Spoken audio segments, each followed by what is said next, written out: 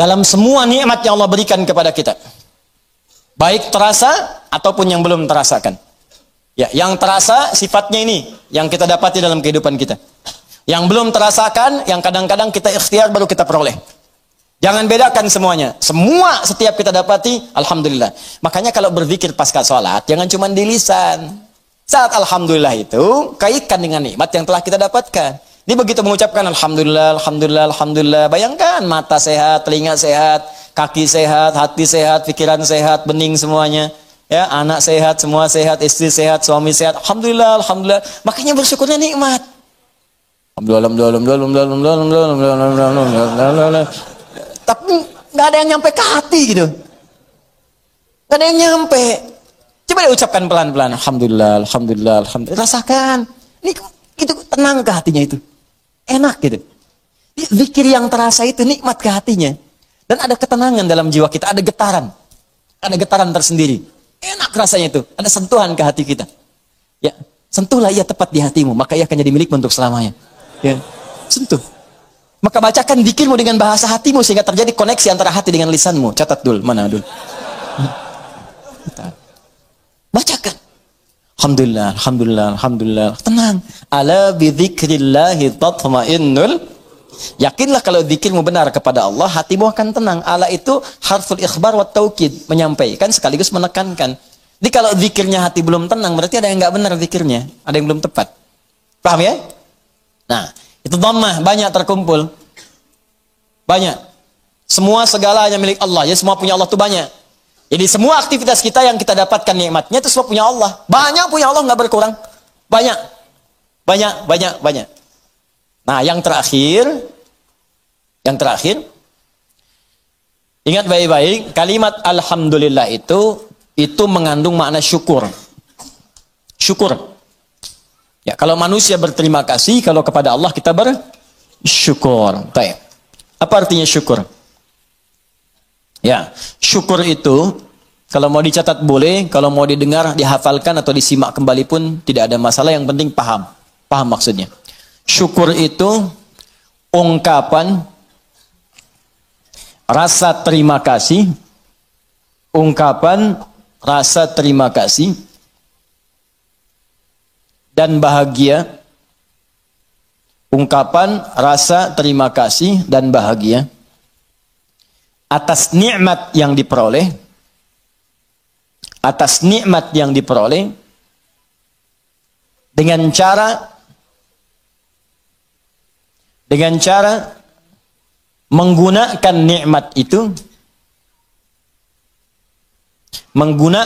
nikmat itu sesuai dengan ketentuan yang telah Allah tetapkan. Sesuai dengan ketentuan yang telah Allah tetapkan. Sesuai dengan ketentuan yang telah Allah tetapkan. Sudah? Baik. Ungkapan terima kasih atau bahagia dan bahagia atas nikmat yang diperoleh dengan cara menggunakan nikmat itu sesuai dengan ketentuan yang telah Allah tetapkan. Baik. Awas, awas, ini kalimat singkat tapi isinya padat dan akan sangat berdampak dengan kuantitas. Ya, peningkatan nikmat setelahnya yang akan kita peroleh dari Allah Subhanahu wa taala. Kalau syukurnya benar, maka nanti limpahan nikmat berikutnya akan semakin bertambah. Perhatikan baik-baik. Awas, ini bagian ketiga ini yang sering gagal. Di syukur ini, adab pertamanya alhamdulillah, betul. Begitu menerima, alhamdulillah, alhamdulillah, alhamdulillah. Adab keduanya, tujukan semua karena Allah. Tapi di adab yang ketiga, ini yang paling penting dan tidak sedikit orang gagal di sini. Jangan cukupkan syukur pada kalimat alhamdulillah. Tapi optimalkan nikmat yang diraih itu sesuai fungsinya yang telah Allah tetapkan. Misal, Allah kasih pada kita nikmat sehat di mata, melihat jelas.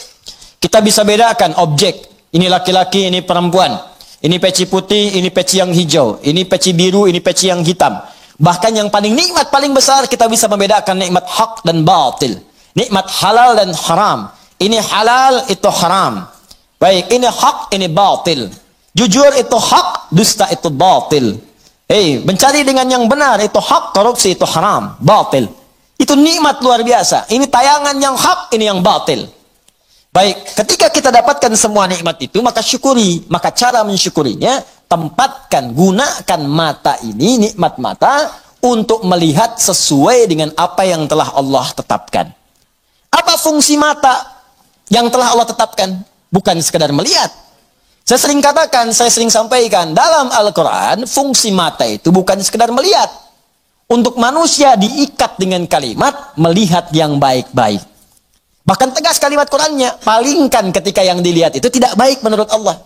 Ini nggak baik nih, palingkan.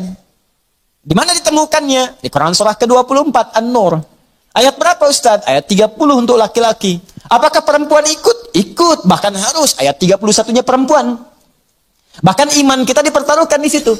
Qul lil mu'minina yaghuddu min absarihim. Katakan pada pria-pria yang masih merasa punya iman, kalau nggak punya iman, ya nggak masalah. Karena imannya nggak ada, maka nggak ada rem dalam dirinya. Karena iman nggak ada, maka nggak ada petunjuk pada hatinya. Di hati itu ada iman. Kata Allah, kalau hatinya ada iman, maka iman itu akan merambat ke seluruh anggota tubuhnya. Saat dia naik ke mata, yaghuddu min absarihim, maka imannya akan menunjukkan apa yang harus dilihat oleh matanya. Ketika yang dilihat itu tidak benar menurut imannya, maka dia akan palingkan dari pandangan itu. Nah, jadi kalau ingin mensyukuri nikmat mata, pakai mata ini untuk melihat yang benar-benar. Yang baik-baik menurut Allah. Itu tandanya kita bersyukur dengan nikmat. Dan tanda yang kedua, iman kita masih ada. Masih kuat. Jadi kalau kita mengatakan Alhamdulillah, Alhamdulillah, Alhamdulillah nikmat mata. Tapi mata dipakai pada yang tidak benar. Itu bukan syukur namanya. Apalagi pas diucapkan, pas dilihat yang nggak benar. Gambar apa ini? Ini nih, nggak benar nih gambar nih. Alhamdulillah. Nah, alhamdulillah, pandangan pertama. Selanjutnya kan nggak boleh. Kalimatul haq, lebih hal batil. Ya, kalimatnya benar, cuma ditempatkan di tempat yang salah. Paham? Jadi coba cek deh. Katanya Alhamdulillah, tapi mata masih dipakai pada yang tidak baik. Berapa kali Anda melihat gambar yang tidak tepat saat membuka status? Saat mengupdate status? Saat melihat browsing, searching, berita di internet? Saat membuka handphone, berapa kali iklan tampil? Kemudian mata kita bisa mengelak dengan cepat. Pindahkan pandangan, pindahkan pandangan. Itu baru satu. Belum telinga. Nikmat telinga, gunakan telinga sesuai dengan fungsi yang telah Allah tetapkan. Kata Allah, jangan dengar yang tidak baik. Ya ayyuhalladzina amanu, hai orang-orang masih merasa punya iman, la yaghtab ba'dukum ba'dha, jangan dengarkan gibah. Jangan bergibah, jangan dengarkan gibah. Jangan bikin acara gibah, jangan jadi pelaku gibah. Sekarang dikemas jadi acara TV. Itu yang repot, gibah. Ya, bikin situ tulisan. Memang kadang-kadang gini, kalau maksiat itu jangan dikemas-kemas. Semakin dikemas kelihatannya semakin bagus. Dijualnya jadi menarik. Bikin aja title yang langsung tunjukkan pada tingkat maksiatnya. Ya. Jadi kalau ada tayangan-tayangan gosip, langsung antum sebarkan berita. Tayangan gibah. Gitu aja. Sebarin untuk yang lain, share. Tayangan gibah. Terus turunkan ayat Quran di bawahnya. Khusus bagi orang Islam. Islam saja supaya nggak jadi tersangka nanti. Gampang. Udah. Paham ya? Nah, ini gitu aja. Nanti hilang sendiri. Ya, jadi dan jangan jadi pelakunya, katanya muslim tapi jadi pelaku gibah. Aneh. Jelas ya, iman kita dipertaruhkan di situ. Tuh, itu baru mata, ke telinga, belum ke lisan. Ya lisan pakai untuk apa? Bicara yang benar. Makanya Nabi itu mengikat dua saja. Maaf, man kana yu'minu, iman lagi tuh. Man kana yu'minu billahi wal yaumil akhir falyaqul khairan aw liyasmut. Siapa yang masih merasa beriman pada Allah dan hari akhir. Kenapa ada hari akhir? Menunjukkan hisab. Dihisab. Wafat dihisab. Itu penegas tuh. Jadi kalau melanggar ketentuan ini, maaf, berarti iman bermasalah. Yang kedua, merasa ringan saat dihisab. Falyakul khairan, katakan yang baik-baik. Jadi kalau masih punya iman, yang nggak baik itu nggak akan dikatakan. Apa yang nggak baik? Banyak. Dusta. Wailulil mukadzibin, celaka para pendusta. Dusta tuh nggak baik. Kalau dusta akan celaka. Gibah, ya celaan, makian, perselisihan, nggak baik. Makanya kalau Anda rajin ikut taklim, tapi rajin berselisih, ada yang aneh tuh. Aneh. Katanya taklim, katanya mendekat pada Al-Quran, katanya ingin praktekkan Al-Quran, tapi melanggar isi Quran, aneh. Aneh. Anda belajar di mana? Quran mana yang Anda praktekkan? Mana iman Anda? Taklim itu menguatkan iman, bukan melanggar iman. Itu poinnya. Jadi kalau Anda dekat dengan Allah, itu semua tubuh kita akan dijaga. Lurus pada nilai-nilai kemuliaan. Jelas sampai sini? Itu teman-teman, itu baru tubuh kita. Belum yang lain. Ini saya tanya pada Anda. Ya, mulai dari pakaian, alas kaki, rumah, ya, kendaraan. Pertanyaan saya, berapa nikmat yang telah kita peroleh, yang telah kita gunakan sesuai fungsi yang telah Allah tetapkan kepada kita. Makanya pelajari dulu sebelum meminta kepada Allah. Ya Allah, berikan aku anugerah rumah. Apa fungsi rumah menurut Allah dan Rasulnya? Turunkan. Ada fungsi rumah untuk berzikir, fungsi rumah sebagai naungan. Fungsi rumah itu ada 3-4 dalam Al-Quran. Ada manzil, kenapa rumah disebut dengan manzil? Ada bait, kenapa disebut dengan bait? Ada dar, kenapa disebut dengan dar? Ada maskan, kenapa disebut dengan maskan? Ada di situ turunannya, pelajarin dulu. Jangan ngotot minta sesuatu, tapi ketika diberikan nggak bisa syukurin. Itu yang bahaya nanti saat hisab. Nih rumah, kenapa disebut dengan maskan? Tempat untuk tinggal. Tapi kata maskan dari kata sakinah. Sakinah itu sesuatu yang tenang, tentram. Ciptakan ketentraman di rumah, ciptakan ketenangan di rumah. Kalau sudah punya rumah, bikin suasana tenang di rumah. Jangan di rumah ribut terus. Di rumah berselisih terus. Kalau Anda di rumah tiap hari ribut, artinya kurang syukur Anda kepada Allah. Orang yang nggak punya rumah, belum dapat amanah rumah, masih ngontrak, ada yang numpang tinggal, dia hidupnya tenang. Masa Anda yang dikasih nggak tenang? Padahal tempatnya disebut maskan, tempat untuk tenang. Ustadz, kenapa saya nggak tenang? Karena Anda nggak belajar turunan dari maskan. Maskan itu sifatnya sakinah. Sakinah itu dibawa ke rumah tangga. Ayatnya Quran 30, surah 30 ayat 21. Pelajari ayatnya. Di situ ada sakinah. Sakinah dapat, mawadah turun. Mawadah turun, rahmat dapat. Di situ disingkat sakinah, mawadah, rahmah. Disingkat jadi samara. Dibawa ke dapur jadi sambara. Itu. Ini kan pernikahan seperti sayembara, tebak-tebakan. Anda mendapatkan samara, tapi Anda tidak menggali hikmahnya, bagaimana bisa meraihnya? Anda mendapatkan pengen sakinah, tempatnya maskan yang punya Allah, tapi Anda sendiri jauh dari Allah, bagaimana bisa mendapatinya? Makanya fungsi rumah yang kedua disebut bait. Bait itu dari bata yabitu, baitan, tempat menetap. Tapi bukan sekedar menetap. Karena dalam Al-Quran ketika disebutkan bait, sesuatu yang mendekatkan diri dengan Allah. Makanya Ka'bah disebut bait. Quran surah ketiga ayat 96. Inna awwala baitin wudi'a lin-nasi alladzi bi Bakkah mubarakah. Sungguh rumah pertama yang ditetapkan untuk manusia itu apa? Ka'bah yang terletak di Mekah yang diberkahi. Kenapa Ka'bah disebut dengan bait? Untuk menunjukkan setiap fungsi bait itu menghadap ke arah Ka'bah. Kenapa disebut menghadap ke Ka'bah? Untuk menunjukkan ketaatan kita kepada Allah. Ibadah. Diturunkan di hadis Nabi. Pakai zikir. Rumah yang tidak digunakan untuk berzikir seperti kuburan, sepi.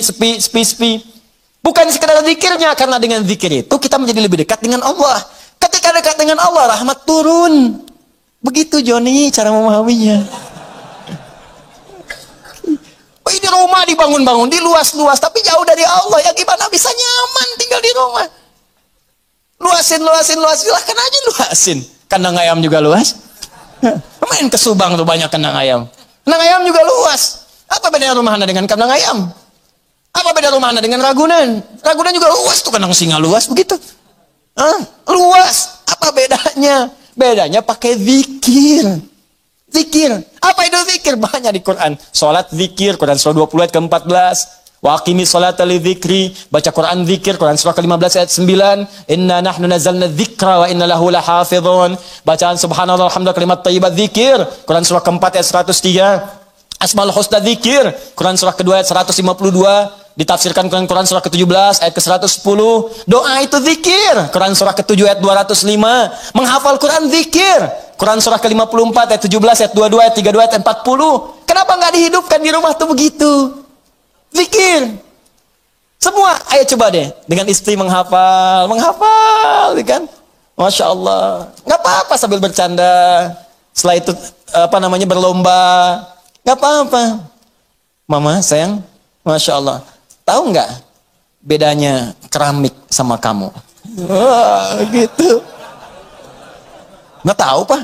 Kalau keramik, makin lama, makin antik. Kalau kamu, makin lama, makin cantik. Catat.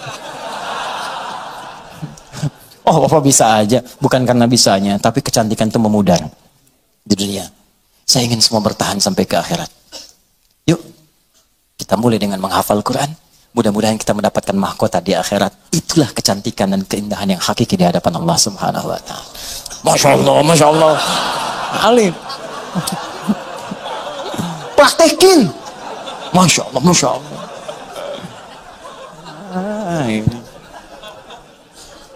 Paham? Dibikin status.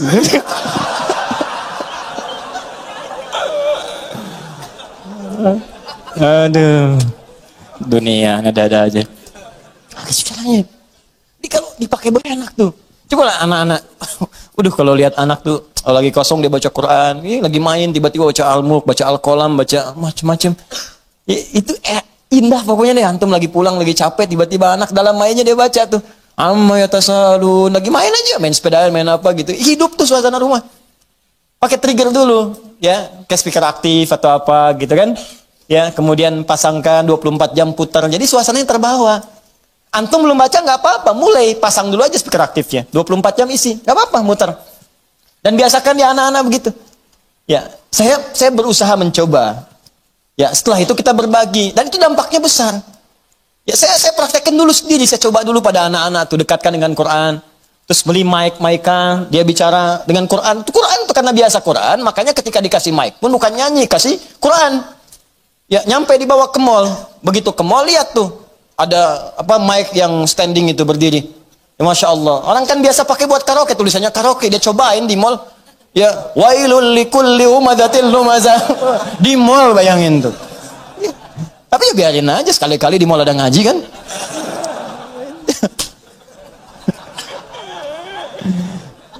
Tapi ya begitu gitu.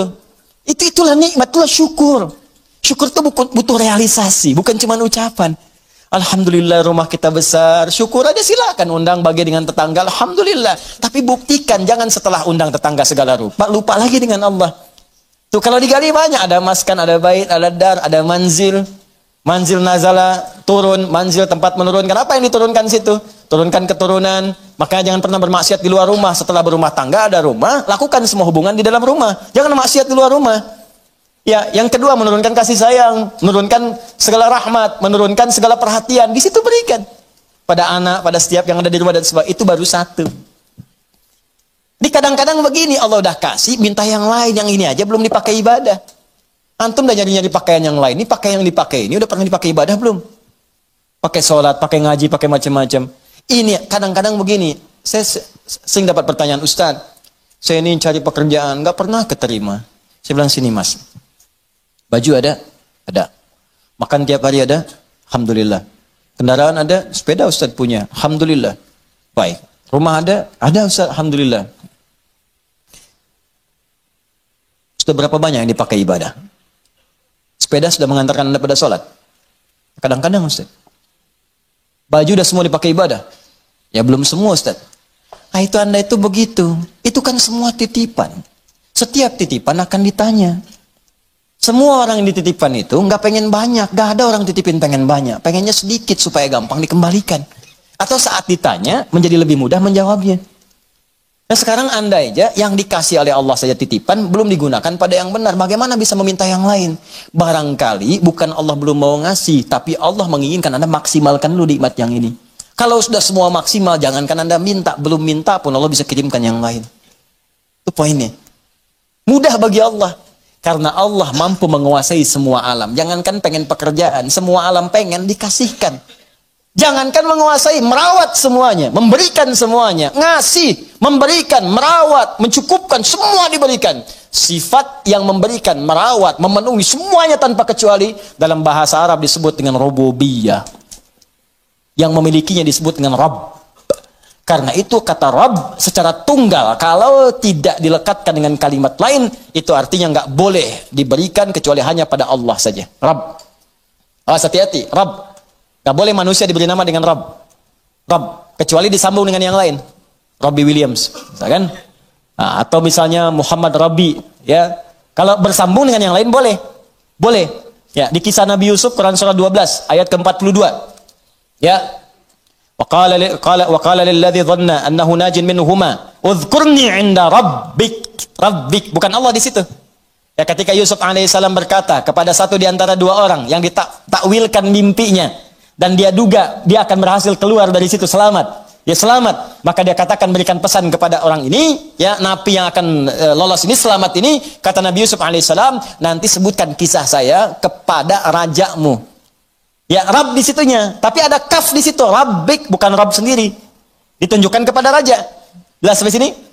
Baik, itu boleh, nggak ada masalah. Nah, tapi ingat, sifat Rabb, kalaupun dilekatkan dengan kalimat lain, itu tidak hanya menunjuk pada aspek kepemimpinan, tapi ada perawatan dan maslahat di dalamnya. Yuk kita baca sedikit tafsirnya. وَالرَّبُّ هُوَ الْمَالِكُ الْمُتَصَرِّفُ وَيُطْلَقُ فِي اللُّغَةِ عَلَى السَّيِّدُ وعلى المتصرف للإصلاح وكل ذلك صحيح في حق الله تعالى. Kata Rabb itu hanya milik Allah subhanahu wa ta'ala. Bermakna malik yang memiliki segalanya. Mutasarrif yang berkehendak untuk menggunakan pada apapun yang dikehendakinya pada semua yang dimilikinya. Terserah Allah. Terserah Allah. Nih, maaf ya. Maaf sekali lagi, maaf. Ini tangan punya siapa? Ya Allah. Maaf, mata punya siapa? Ya Allah. Telinga punya siapa? Nah, karena punya Allah, terserah Allah, ya Allah yang punya. Itu kan? Sekarang yang punya, nitipin ke kita supaya kita pakai. Makanya kita katakan, inna lillah, kita itu punya Allah. Inna lillahi, kita semua punya Allah. Wa inna ilaihi raji'un. Karena kita punya Allah, besok lusa kita pulang kepada Allah. Karena kita punya Allah, mata punya Allah, telinga punya Allah, tangan punya Allah, terserah Allah. Maka Allah bikin aturan. Karena kamu punya saya yang ciptakan. Nih cara menggunakan semua jasa dalam tubuhmu. Pakai sesuai petunjuk pemiliknya. Tangan gunakan begini, mata gunakan begini. Makanya kalau tangan dipakai maksiat, Allah marah yang punya. Wasariqu wasariqatu faqtu aydiyahuma, kata Allah, tangan, saya kan suruh gunakan yang baik. Kenapa dipakai mencuri? Daripada pakai mencuri, potong aja tangannya. Yang punya marah. Saya punya motor saya titipkan pada Anda. Saya bilang pakai motor ya, pakai yang baik-baik, buat taklim, buat cari nafkah. Anda pakai motor buat maksiat, rampok orang pakai motor itu, saya marah nggak? Marah. Motor Anda tabrak-tabrakin, bemper pengok, spion hilang, itu kan? Semua habis. Marah nggak saya? Marah. Ini tubuh kita punya Allah, dipakai maksiat, ya wajar Allah marah. Perangkat hidup punya Allah, dipakai maksiat, ya wajar Allah marah. Malikul mutasarrif. Makanya kata yang memiliki dan mengatur semuanya sesuai dengan kehendaknya itu Rabb namanya. Kalau kalimat itu diambil untuk sifat keteladanan kepada makhluk misal manusia, maka tambahkan kalimat lain. Rabbul bait yang merawat rumah. Ya, Rabbud daulah yang merawat pemerintahan. Kenapa disebut Rabb? Supaya dengan perawatan itu memberikan maslahat. Makanya para pemimpin baik di rumah tangga ataupun aspek yang lebih luas lagi, kalau dia memimpin tapi tidak mengarahkan pada yang lebih baik, besar pertanggungjawabannya di hadapan Allah Subhanahu wa taala. Tinggi itu. Awas, hati-hati. Hati-hati. Dan itu berat di hadapan Allah Subhanahu wa taala. Nah, kita tutup kalimatnya, alhamdulillahi rabbil alamin. Kata Allah, kenapa menggunakan kata Rabb? Rabb itu sifat memberi tanpa batas, sifat merawat dengan sempurna. Kalau engkau bersyukur kepadaku, menggunakan semua nikmat yang telah aku berikan sesuai dengan perintahku dan fungsinya, maka aku akan tambahkan lagi bagi kalian. Tambahkan lagi. Dan aku akan rawat kalian beserta nikmat-nikmat itu, sehingga semua nikmat terpakai dalam hidup kalian. Itu yang disebut dengan berkah. Dapat gaji 100.000, semuanya tergunakan dalam manfaat. Ya, kan ada orang dapat 1 miliar sebulan, tapi nggak ada manfaatnya, habis. 100 juta 3 hari habis. 200 juta sepekan habis, tapi manfaatnya nggak kerasa. Aduh, kadang-kadang kasihan. Kasihan banget. Dapat gaji 100 juta, sepekan habis. Pakai nonton burung, pakai nonton kuda doang. Kuda lewat, bayar 20 juta, cuma lihat kuda doang. Masya Allah, pakai ini, pakai itu, jalan sini, dia sini nggak menikmati. Kalau berkah nggak apa-apa, makin banyak makin berkah, banyak beri orang lagi, beri lagi, sedekah lagi, berkah nggak apa-apa. Ya, pilih mana? Sedikit tapi berkah atau banyak tapi berkah? Banyak tapi berkah, banyak berkah. Ya, berangkat umrah, berangkat haji, sedekah, infak, ini banyak berkah, banyak. Alhamdulillah, nggak apa-apa. Tapi sering terjadi banyak dikumpul-kumpul, dia sendiri nggak merasakan itu. Dan yang paling dahsyat itu, kadang berkelahi dengan orang yang dipegang aja di tabungannya belum habis. Terus sekarang banyak orang aneh itu. Banyak orang aneh. Beneran, serius saya. Banyak orang aneh. Kalau Anda cek, kekayaannya luar biasa. Miliaran, triliunan, dan sebagainya. Tapi masih mengharapkan yang lain. Itu aja belum kepake buat dia. Bawa uang aja 1 miliar, masuk ke restoran. Makan, mau makan apa situ? Itu aja belum habis. Sudah pengen makan aspal, makan hutan, makan ini, makan itu. Allahu Akbar. Apa yang mau dimakan? Kasihan saya. Kasihan bener. Hidupnya kasihan, dikumpul-kumpul kepake enggak. Mati aja, udah selesai itu. Jadi cuma mewariskan masalah. Dan kalau nggak berkah, celaka. Begitu dia meninggal, orang rebutan, anak cucunya rebutan, saling tembak, saling bunuh, meninggal, nggak ada yang dapat. Kan sering saya bilang, kayak 2 orang rebutan mobil, dua-duanya meninggal, mobilnya cuma ketawa. Paham ya? Nah, maka kalau kita benar menggunakannya, Rabb, sifat rububiyah itu muncul. Allah akan merawat. Maksudnya menjadikan semua nikmat yang Allah berikan pada kita berkah. Kepake semua. Kepake, ada manfaatnya. Berkah itu ziyadatul khair, nilai kebaikannya bertambah. Nah, kemudian sifat Allah untuk memberikan tambahan itu dialihkan, diuraikan pada kita dengan melimpah.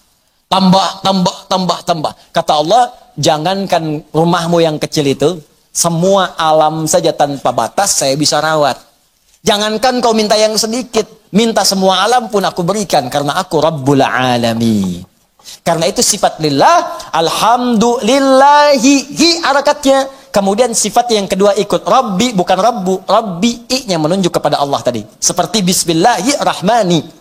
Ya, Rahmani, i ke Allah. Maka Rabbi ke Allah, Rabbil Alamina. Kata Allah, akulah Tuhan yang merawat, yang menguasai semua alam. Alam saja sudah jamak bentuknya. Alam, jamak. Alamin, jam'ul jamak. Jamak dari semua jamak. Jadi kalau ada yang banyak, semua yang banyak itu aku kuasai, kata Allah. Manusia sedikit. Kalau kau mau minta, aku berikan. Apa yang kamu inginkan? Kalau kamu ingin aku rawat, aku rawat. Jangankan kamu, semua alam aja aku rawat, apalagi cuman kamu. Sudah hasil? Nah, maka dari itu, pada ayat yang ketiganya, Allah turunkan kemudian ayat yang sangat indah untuk menerapkan kaidah di ayat yang kedua ini. Perhatikan baik-baik. Kalau Anda benar-benar bersyukur kepadaku, kata Allah, menggunakan nikmat dengan baik, sesuai peruntukanku, aku akan tambahkan kepadamu, aku akan rawat nikmatmu, bahkan apapun yang kamu minta, walaupun sepenuh alam, aku akan berikan jika engkau itu butuhkan. Karena aku penguasa, pemilik, dan pengatur semua alam tanpa kecuali. Maka turun Quran surah ke-14 ayat ke-7 di kaidah ini. La in syakartum la azidannakum. Kalau engkau bersyukur kepadaku, la azidannakum, maka aku akan tambahkan kepadamu. Masih ingat teman-teman sekalian? Kalimat alhamdulillahirabbil alamin, bukankah kalimat syukur? Syukur atas apa? Nikmat, nikmat yang kita peroleh. Di mana nikmatnya? Di kalimat ayat pertama. Bismillahirrahman. Rahman nikmat dunia. Rahim nikmat akhirat. Saat mendapatkan nikmat dunia, alhamdulillah. Begitu kita alhamdulillah, benar alhamdulillahnya, Allah tambahkan rahmannya. Syukur lagi, Allah tambahkan rahimnya. Pahala tambah lagi, pahala tambah lagi. Rahmannya tambah, lipatkan lagi. Sekarang motor, besok mobil. Sekarang mobil, besok bis. Sekarang bis, besok kereta. Nambah, nambah, nambah, nambah. Karena itu ketika Anda alhamdulillahirabbil alamin, maka Rahman dan Rahim Allah akan tambahkan. Rahman dunia, Rahim dalam urusan akhirat. Karena itulah pada ayat selanjutnya turun lagi kalimat Ar-Rahmanir Rahim. Untuk menegaskan ketika Anda benar bersyukur kepada Allah, maka sifat Rahman dan Rahim berupa pemberian Allah akan terus dilimpahkan kepada kita. Dan itu janji Allah dalam kalimat La in syakartum la azidannakum.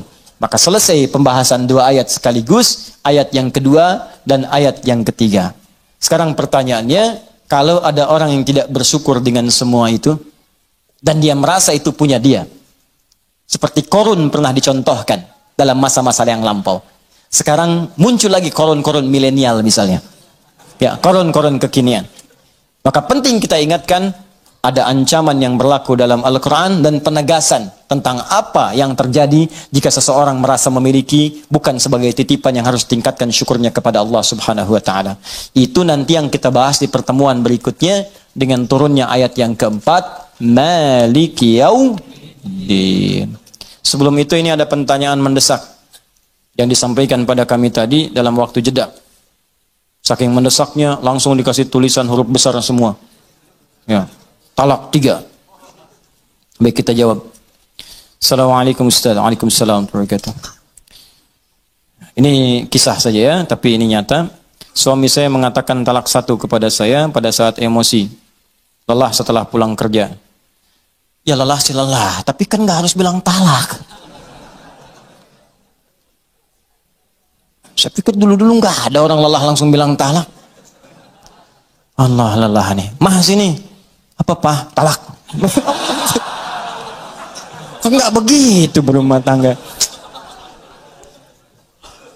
Ya, sebelumnya kita berantem. Nah ini dia. Ibu ini sebetulnya mau berumah tangga, apa mau main tinju? Kan rumah tangga mau buat sakinah, mawaddah rahmah, bukan untuk berselisih. Ya kita lihat dulu dah. Baik. Lalu ajam, kemudian saya memaksa suami untuk mengatakan talak 3. Di suami pulang lelah, sebelumnya berselisih, kemudian baik, setelah itu saya mengatakan talak mungkin karena kesal. Lalu 2 jam kemudian setelah berselisih, 2 jam kemudian saya memaksa suami, ya istrinya paksa suami untuk mengatakan talak 3. Baik. Dan suami saya mengatakan talak 3 dalam keadaan emosi dan tertekan. Setelah membaik, kami menyesal. Suami berkata tidak ada niat untuk mentalak 3. Itu terjadi atas dasar tekanan dan paksaan dari istri. Baik, pertanyaan, sudah berapakah talak yang jatuh kepada saya?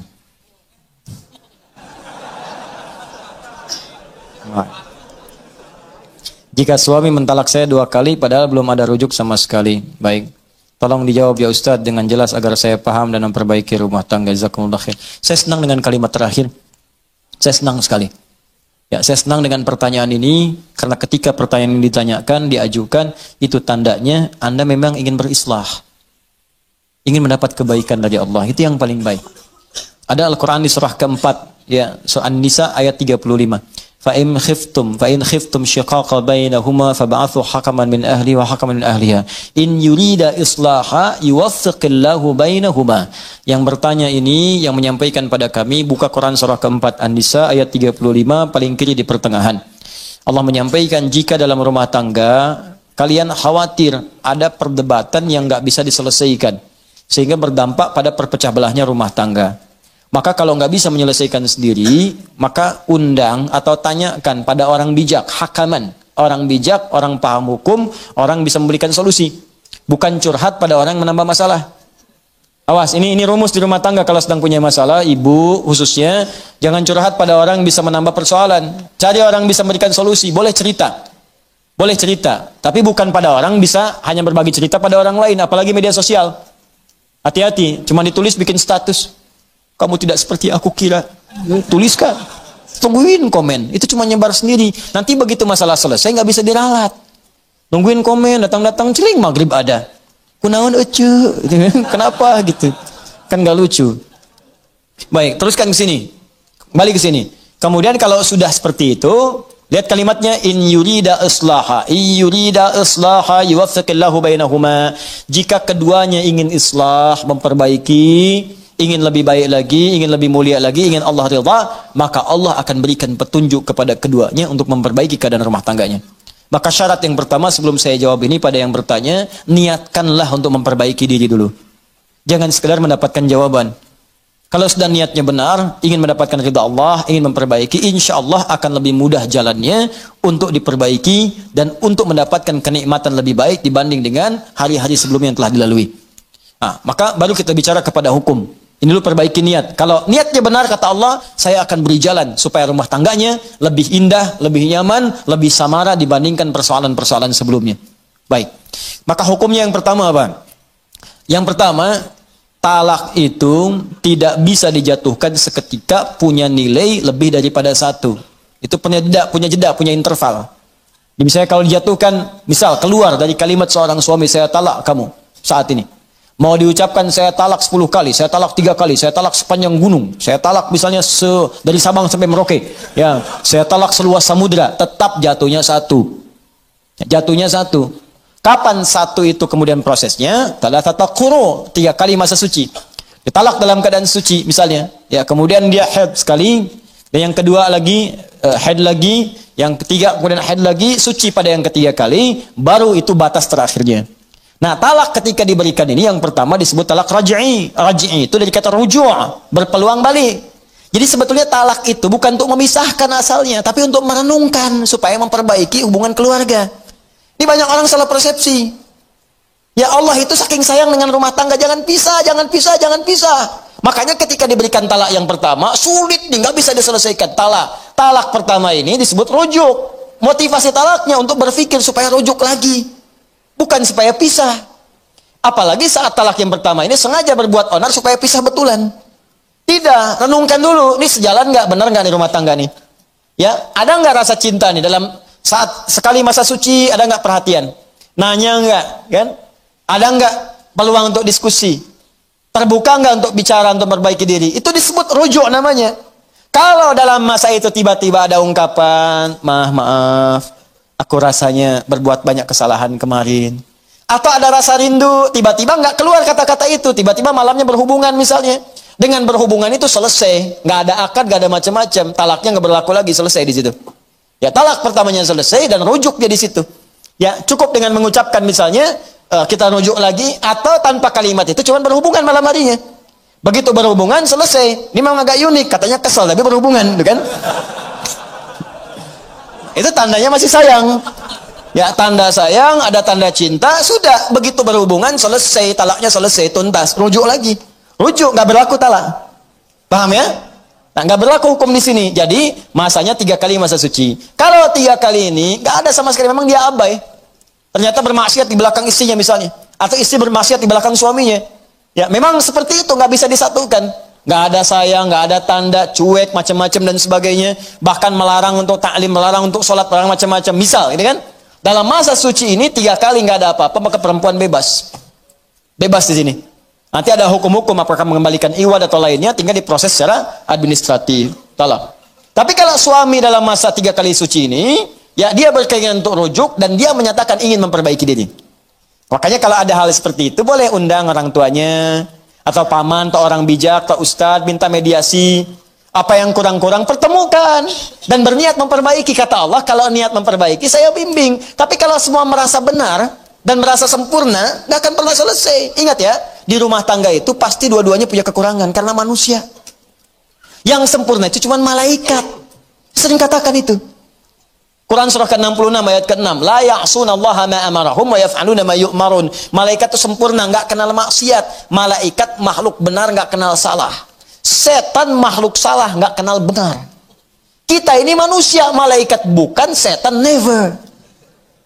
Ya, nggak pernah jadi setan, nggak akan pernah kita mau jadi setan, bukan malaikat. Karena itu kalau salah memang manusia, dia itu menandakan bukan malaikat, makanya kita salah. Untuk membedakan kita dengan setan, kita tobat, setan nggak tobat. Itu aja tandanya. Jadi kalau di rumah tangga ada suami salah, wajar karena suami bukan malaikat. Tapi untuk membedakan suami dengan setan, suami tobat, memperbaiki diri. Itu caranya. Istri salah, wajar ya istri, bukan malaikat. Mau dituntut sempurna, nggak akan mungkin. Kalau pengennya nikah sama malaikat sana. Tapi malaikat nggak punya hasrat, nggak ada nafsu, nggak ada macam-macam. Tugas itu sempurna, selesai. Ya, wa yaf'aluna ma yu'marun, nggak ada fungsinya kaitan dengan hasrat seksual dan sebagainya, nggak ada, kosong. Ya, makanya kalau istri berbuat salah, ya itu tandanya manusia. Masya Allah mama, manusia seutuhnya. Oh, Masya Allah. Kok papa tahu? Barusan salah. Ya, tapi untuk membedakan perempuan dengan setan, ketika salah, maka dia bertobat. Setan tidak. Gampang sebetulnya. Nah ini suami dengan istri kalau ada salah, merenung. Oh mungkin dari kesalahan ini, Allah ingin menyempurnakan sifat-sifat kemuliaan kita untuk belajar lebih baik lagi. Kadang-kadang kan kenikmatan itu lahir setelah ada kesulitan-kesulitan. Coba antum kan, lari-lari capek kan, oh, aduh kasih teh tubruk aja, teh tubruk tuh, teh tubrukin, air tubrukin sama teh kan, jadi itu, kasih gula dikit yang biasanya nggak minum, jadi enak tuh minum, enak, biasanya pengen ini pengen itu, kasih air putih aja enak luar biasa, ya enak gitu, kenapa? Karena ada keletihan, setelah itu mendapatkan kenikmatan, makanya yusrun lahir setelah ada usrun, inna ma'al usri yusra. Di rumah tangga tuh kalau udah ribut, setelah itu senyum, oh jadi enak senyumnya itu. Nikmat, jadi canda, jadi macam-macam dan sebagainya. Ya, ya udah Pak kita baikan, ya udah. Papa sekarang mau kemana? Ke hatimu. Udah itu enak aja, Dul. Ya. Ya. Nah, jadi seperti itulah ya. Jadi wajar kalau ada persoalan. Yang kedua, jangan sembarangan mengucapkan kalimat-kalimat seperti ini. Karena ada 3 hal. Ya thalathatun, ada 3 persoalan. Jidduhunna jiddun, candanya itu jadi serius, seriusnya serius, candanya serius. Ya, diantaranya apa? Ada nikah, ada talak. Ada nikah, ada talak. Makanya jangan bercanda dengan hal talak. Bisa jadi serius. Ya, jadi serius. Termasuk dengan pernikahan. Ini yang saya ingatkan juga, sinetron-sinetron tuh hati-hati. Kalau akad-akad nikah itu mesti dibiaskan kalimatnya, jangan disempurnakan. Itu kalau kemudian dia ucapkan dengan sempurna, saya nikahkan kau dengan si fulan dengan anak saya segini dan saya terima nikahnya. Benar kemudian walinya benar, terpenuhi ada semua, jadi itu. Jadi, ya kan? Sama dengan talak seperti ini. Jadi saya percepat, ini hukumnya tidak berlaku talak 3, tidak berlaku. Talak pertama jatuh dia hukumnya kalau diungkapkan dengan perasaan sadar, dengan benar. Kalaupun nanti emosi dan sebagainya, dan dipancing pada hal seperti ini. Ya, kalau sedang emosi, sedang marah, duduk. Kata Nabi kalau berdiri, duduk. Kalau sedang beraktivitas, diam dulu, supaya tenang. Kalau sedang berdiri, duduk. Jangan berselisih dulu. Ya, marah, diam dulu. Makanya Nabi itu kalau ada persoalan di rumah tangga, diam. Didiamkan dulu Sayyidah Aisyah, diam dulu supaya berpikir semua. Sebab kalau sedang marah bicara, pasti keluarnya kasar. Kasar keluarnya. Kalau sedang marah tangan bergerak, pasti kasar, kencang. Tuh. Ya, seperti itu. Kemana-mana nantinya. Diam dulu, itu rumusnya hebat di Islam. Cuman di Islam. Silahkan buka, cuman di Islam. Cek di setiap keadaan, setiap kepercayaan, nggak ada kaidah-kaidah itu. Ini urusan-urusan kaidah ya, dan urusan nilai. Silahkan. Sedang berdiri, duduk. Sedang duduk, berbaring. Tiduran dulu aja. Supaya lebih tenang dulu. Ya, kalau belum mampu juga wudu. Ya, amarah itu kan api itu setan, padamkan dengan air. Wudu, tenang gitu. Ya, jelas ya? Ya, bukan dengan pohon sengon, wudu. Wudu. Sudah, saya kira selesai jawabannya. Jadi sekarang yang bertanya pulang ke rumah, istighfar, ya malam salat bersama-sama, suami jadi imam, istri jadi makmum, minta ridha Allah Subhanahu wa taala, minta bimbingan Allah, insyaallah setelah itu rumah tangga dalam keadaan damai dan tenang insyaallah ya. Niatkan benar karena Allah Subhanahu wa taala, termasuk Anda. Para ayah, para ibu, besok lusa kita semua wafat. Maka anak-anak yang akan meneruskan perjuangan kita. Maka sekolahkan mereka di tempat yang baik. Ya, berikan pendalaman Al-Quran, berikan kesempatan untuk belajar mendapatkan bimbingan salat, supaya kalau kita wafat, tenang kita, karena mereka akan membawa nama baik kita, sampai kembali menghadap kepada Allah Subhanahu wa ta'ala. Itu nasihat saya, semoga Allah meridai kita semua, dan saya memohon maaf kepada seluruhnya, apabila dalam taklim-taklim sampai hari ini, ada banyak kekurangan dan kesalahan-kesalahan, yang tentunya Anda dapatkan. Kalau dalam materi itu salah, gampang, tinggalkan aja, dan cari pendapat lainnya lebih baik. Tidak usah banyak berdebat, tidak usah banyak diperselisihkan. Tapi adabnya Anda bisa tanyakan kepada saya. Kalau memang itu salah, saya sendiri juga akan menyampaikan bahwa itu keliru. Tinggalkan pendapat saya, ambil pendapat yang lain lebih benar. Ketimbang Anda cuma publikasikan atau bikin sesuatu yang tidak ada solusinya di situ. Kalau ternyata Anda yang salah, saya tunjukkan, oh bukan seperti itu pemahamannya. Maka kemudian Anda pun tidak perlu repot untuk meralatnya. Karena di situ ada nilai-nilai kebaikan yang mungkin kita bisa belajar bersama. Ya, saya kira itu. Allahumma taqabbal minna innaka antas samiul alim. نحمدك حمدا شاكرين حمدا ناعمين حمدا يوافي نعمه ويكافئ مزيدا يا ربنا لك الحمد ولك الشكر كما ينبغي لجلال وجهك الكريم ولعظيم سلطانك اللهم صل وسلم وبارك على حبيبك الكريم رسولك المصطفى الامين سيدنا محمد وعلى اله وصحبه امته الى يوم الدين اللهم ربنا لا تدع لنا في مقامنا هذا وفي كل مقام ذنبا الا غفرته ولا هما إلا فرجته ولا دينا إلا قضيته ولا مريضا إلا شفيته ولا حاجة من حوائج الدنيا والآخرة فيها لك رضا وفيها لنا الصلاح إلا قضيتها يا أرحم الراحمين. Ya Allah, jika ada hambamu yang penuh dosa datang ke majlis ini, maka jangan biarkan dia meninggalkan majlis ini kecuali Engkau ampuni segala dosa-dosanya. Jika ada yang perasaannya sedang gelisah, maka mohon ya Allah tenangkan keadaan hatinya. Jika ada yang sedang mengalami kesulitan seberat apapun di rumah tangganya, pekerjaannya, kehidupan sosialnya, mohon ringankan dan hilangkan segala kesulitannya. Jika ada di antara hambamu yang sedang sakit, ya Allah mohon sembuhkan segala penyakitnya. Allahumma alimna ma jahilna wa fahimna ya Allah bima ta'allamna. Allahumma wafiqna lina'mala bima ta'allamna. Ya Allah, ajarkan kami ilmu yang bermanfaat, jadikan kami paham atas apa yang kami pelajari, dan mohon bimbing kami untuk mengamalkan apa yang telah kami pahami. Allahumma barik ya Allah lana wa barik fi biladina waj'al biladana ya Allah anta tarda anha. Ya Allah, berikan keberkahan kepada kami, kepada negeri kami, dan berkahi negeri kami tempat kami tinggal ya arhamar rahimin. Allahumma barik asatidzatana wa ikhwanana ya Allah alladzina yudrisunana walladzina darasuna walladzina 'allamuna ya Allah min ikhwatina wa khasatan ya Allah asatidzatina al-habaib al-asatidzah wal kiyahi ya arhamar rahimin. Ya Allah, mohon berikan keberkahan pada ustaz-ustaz, para habaib, para guru-guru, kiai-kiai yang ada dan mengajar kepada kami, baik itu orang tua kami, kerabat kami, paman kami, uak kami, ataupun siapapun yang telah mengajarkan kami. Anugerahkan keberkahan kepada ilmu mereka, ikhlaskan mereka ya Allah, dan lipatkan pahala kepada mereka. Allahumma rabbana atina fid dunya hasanah, fil akhirati hasanah wa qina adzabannar. Bifadlika subhana rabbika rabbil izzati amma yasifun, wa salamun alal mursalin, wa akhiru da'wana alhamdulillahi rabbil العالمين. سبحانك اللهم وبحمدك أشهد أن لا إله إلا أنت أستغفرك وأتوب إليك وآخر دعوانا الحمد لله رب العالمين. العفو منكم. السلام عليكم ورحمة الله وبركاته.